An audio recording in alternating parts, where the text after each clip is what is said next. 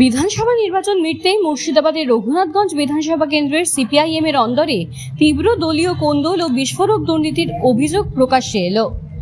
দলের এই রাজ্য কমিটির এক প্রভাবশালী সদস্যের বিরুদ্ধে এবার সরাসরি অর্থ আত্মসাৎ এবং বিরোধী শিবিরের সঙ্গে যোগসাজশ করে দলের প্রার্থীকে হারানোর চক্রান্তের অভিযোগ তুললেন খোদ সিপিআইএম প্রার্থী আবুল হাসনাত ওরফে চন্দন। এই মর্মে তিনি সিপিআইএম এর পশ্চিমবঙ্গ রাজ্য সম্পাদকের কাছে একটি লিখিত অভিযোগপত্র জমা দিয়েছেন।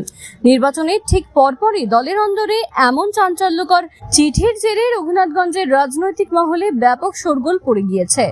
রাজ্য সম্পাদকের পাঠানো চিঠিতে 59 রঘুনাথগঞ্জ বিধানসভা কেন্দ্রের সিপিআইএম প্রার্থী আবুল হাসনাত স্পষ্ট দাবি করেছেন, দলীয় প্রার্থী হিসেবে তার নাম ঘোষণা হওয়ার পর ভোটের খরচের জন্য দল থেকে নগদ 19 লক্ষ টাকা পাঠানো হয়েছিল, কিন্তু এখানকার রাজ্য কমিটির সদস্য সোমনাথ সিংহ রায় ওরফে নুপুর সেই টাকা প্রার্থীর হাত পর্যন্ত পৌঁছাতে দেননি এবং সম্পূর্ণ টাকা নিজের কাছে রেখে দেন। প্রার্থীর অভিযোগ, ভোটের শেষে তাকে খরচের যে হিসেব দেখানো হয়েছে তা সম্পূর্ণ অসঙ্গতিপূর্ণ। বিভিন্ন এলাকার কর্মীদের সঙ্গে কথা বলে তিনি এই চরম আর্থিক অনিয়মের বিষয়টি নিশ্চিত করেছেন।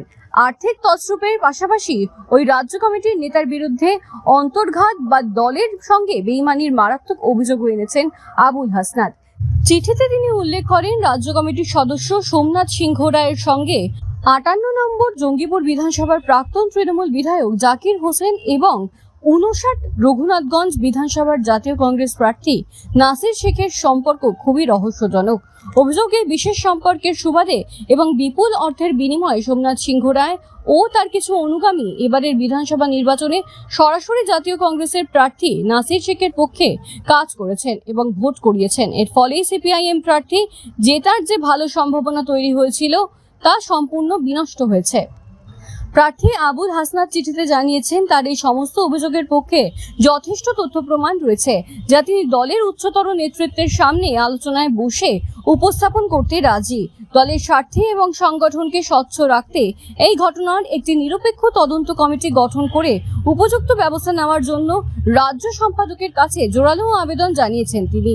নির্বাচনের ফল প্রকাশের আবহেই সিপিআইএম এর মতো ক্যাডার ভিত্তিক দলের অন্দরে প্রার্থী বনাম রাজ্য কমিটির নেতার এই চরম সংঘাত আগামী দিনে কোন দিকে মোড় নেয় এখন সেটাই দেখার। গত বিধানসভা নির্বাচনে আমি বামফ্রন্ট যে জোট হয়েছিল, বামফ্রন্ট সহ আইএসএফ, এসডিপিআই, সিপিআইএম, আমি রঘুনাথগঞ্জ 59 নম্বর বিধানসভায় সিপিআইএম দলের প্রার্থী হয়ে প্রতিদ্বন্দ্বিতা করেছিলাম।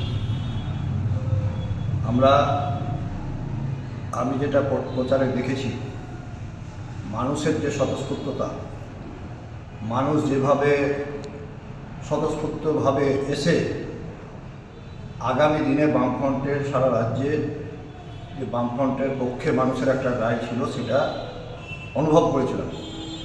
কিন্তু ভোটের 2-4 দিন আগে 19 তারিখে যে পণ্ডিতপুর থেকে আমরা যে র্যালিটা জঙ্গিপুর গার্ড হাউস পর্যন্ত করি, সেই পর্যন্ত আপনারা যারা সাংবাদিক ছিলেন তারা নিশ্চয় লক্ষ্য করেছিলেন যে সেই সমাগম যে র্যালি ছিল বাইক টোটো সহ চোখে পড়ার মতো। আর আমি মনে করেছি যে রঘুনাথগঞ্জ বিধানসভায় সিপিএম দলের যে সাংগঠনিক শক্তি, সেই শক্তির ফলে প্রাপ্ত যে ভোটটা আমার হয়েছে সেটা খুব লজ্জাজনক, এটা দলের পক্ষে লজ্জাজনক।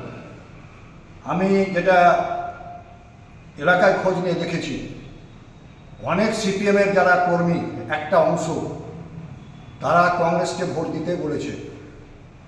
আর এর সঙ্গে একজন নেতাও যুক্ত আছে, তার যা এলাকার যা মানুষের কাছে যারা নিরপেক্ষ তদন্ত করলে পেয়ে যাবে যে তার ব্যবসা এটা, যে সেভাবে করে। আমি হেরেছি সেটা বড় প্রশ্ন না, এর আগেও 2-3বার হেরেছি, কিন্তু নির্বাচনের যে ফলে দেখা যাচ্ছে যে আমাদের বামফ্রন্ট, আমাদের যে সিপিএম দলের ভোট সেটা সরাসরি কংগ্রেসের পক্ষে চলে গেছে। কংগ্রেসের যে ভোটটা পাওয়ার কথা নয়, কংগ্রেসের সাংগঠনিক যে শক্তি, সেই শক্তিতে যে ভোটটা পাওয়ার কথা নয় সেটা চলে গেছে। আমি সেই কারণে আমি আমার প্রতিকার চেয়েছি, জেলা সম্পাদককে ওভার টেলিফোনে বলেছি এবং রাজ্য সম্পাদককে আমি অভিযোগপত্র পাঠিয়েছি এবং বলেছি এর প্রতিকার হওয়া দরকার। আমি বামপন্থী করি, আমারও মাঝপথে একটা ভুল ছিল, আমি সেই সময় একটা দলে গেছিলাম পরে ওনাদের পরামর্শে ওনাদের অনুরোধে আমি এসেছিলাম।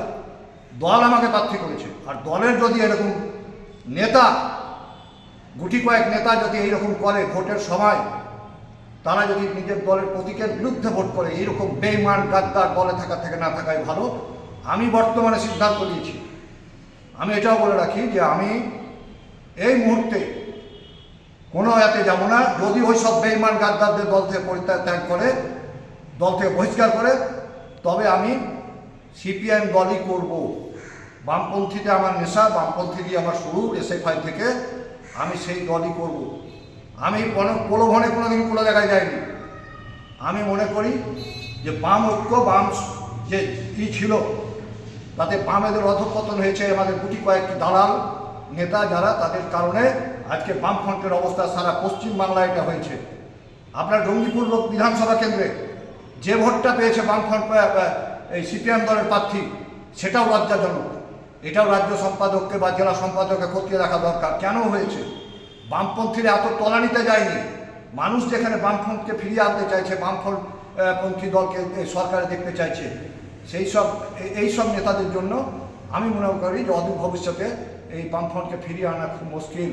আমি তাই এটা আমি নির্দিষ্ট যেটা প্রমাণ পেয়েছি, আমি সেই প্রমাণের ভিত্তিতে আমি জেলা সম্পাদকের কাছে, রাজ্য সম্পাদকের কাছেও আমি প্রতিকার চেয়ে এই আবেদন করেছি।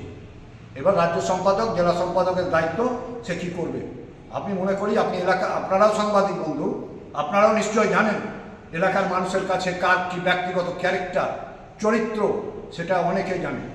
এবার এটা আমি কোনো অন্যায়ের কাছে প্রতিবাদ করতে শিখিনি। আমার বাবা আমাকে অন্যায়ের সঙ্গে আপোষ করতে বলেনি। আমি সেই প্রতিবাদ করেছি। আমাকে যদি দল মনে করে যে এটা আমারটাই মিথ্যা, করতে পারে, কিন্তু জনগণের মানুষের মধ্যে, কর্মীদের মধ্যে একটা আলোড়ন সৃষ্টি করেছে যে আমাদের ভোটটা কেন এত খারাপ হলো। ভোটের একদিন দুদিন আগে থেকে ভোটটাকে কংগ্রেসের করাচ্ছে। তারা কারা করছে? সিপিএমের কর্মীরা করছে। কার নির্দেশে করছে? এর আগে পঞ্চায়েত সমিতিতে একজনকে প্রার্থী করা হয়। রঘুনাথগঞ্জ 2 ব্লকের বর্ষিমল গ্রাম পঞ্চায়েতে পঞ্চায়েত সমিতির প্রার্থী যে জেনারেলকে আপনারা চিনেন, তার স্ত্রী প্রার্থী, তার ভাতিজিকে প্রার্থী করা হয়, উগ্র হয়ে যায়। কার নির্দেশে প্রার্থী করা হয়েছিল? কে প্রতীক দেওয়ার এখানে দায়িত্ব ছিল? সেটা তদন্ত করবে না দল? আরও অনেক সিদ্ধান্ত, আরও অনেক কিছু আছে। আমি মনে করি এর প্রতিকার হওয়া দরকার। দল যদি শ্রীবৃদ্ধি করতে যায়, এইসব বেইমানদের দল থেকে তাড়ানো দরকার। এরপরে যদি দল, রাজ্য সম্পাদক বা জেলা সম্পাদক, জেলা কার্যকারী কমিটি বা রাজ্য সম্পাদক মণ্ডলী যদি এটা না করে, সেটা তাদের ব্যাপার। আমি আমার প্রতিকার চেয়ে এই আবেদন করেছি, এইটুকুই আপনাদের কাছে বলতে চাই। আপনার নাম? আমি আবুল হাসনাত, এবং রঘুনাথগঞ্জ বিধানসভার গত নির্বাচনে সিপিআইএম দলের প্রার্থী।